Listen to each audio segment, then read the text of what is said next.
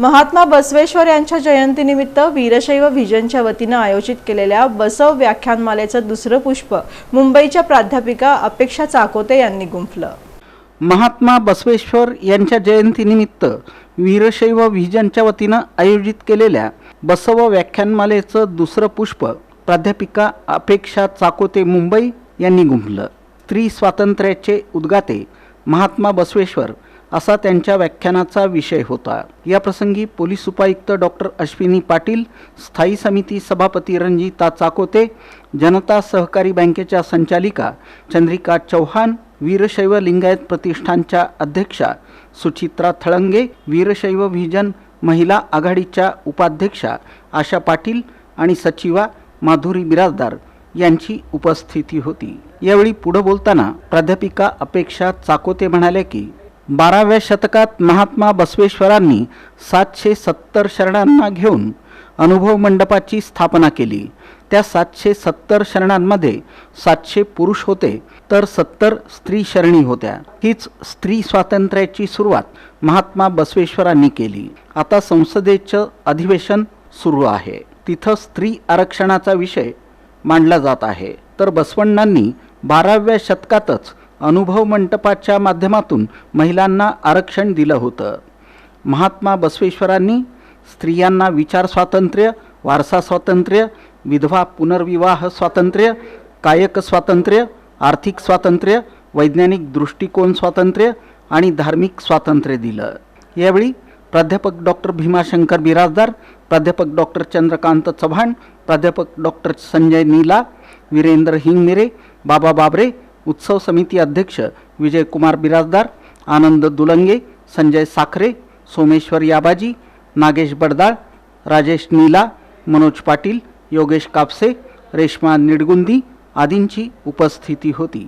कार्यक्रमाचं प्रास्ताविक राजशेखर बुरकुले यांनी, स्वागत आशा पाटील यांनी, तर सूत्रसंचालन प्राध्यापक डॉक्टर शुभदा शिवपूजे उपासे यांनी केलं।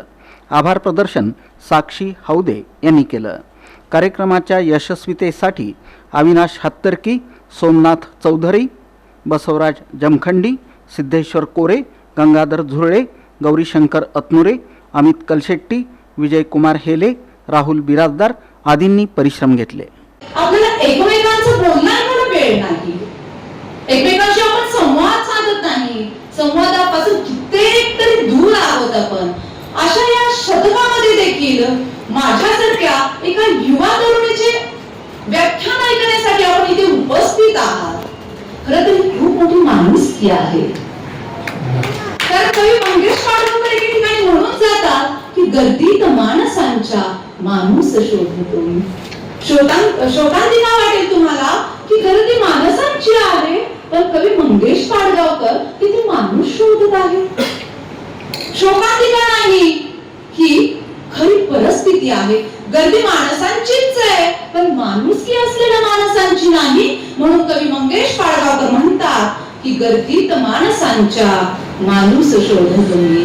आणि अशा आपल्यासारख्या माणुसकी असणाऱ्या 4 माणसांच्याच खांद्यावर या जगाचा डोलारा सांभाळलेला आहे असं म्हणणं काही वावगं ठरणार नाही।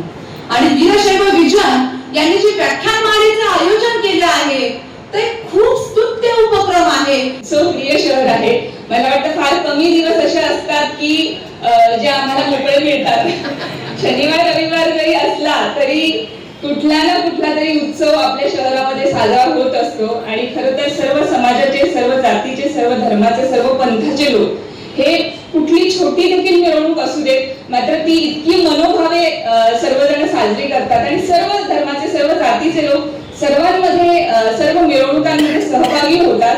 आणि आमच्या पोलिसांचं तर म्हणजे आम्ही म्हणतो की 365 दिवसांपैकी जवळपास 200 ते 250 दिवस हे मिरवणुकांचे दिवस असतात आणि आम्हाला कंटिन्यू बंदोबस्त असतो।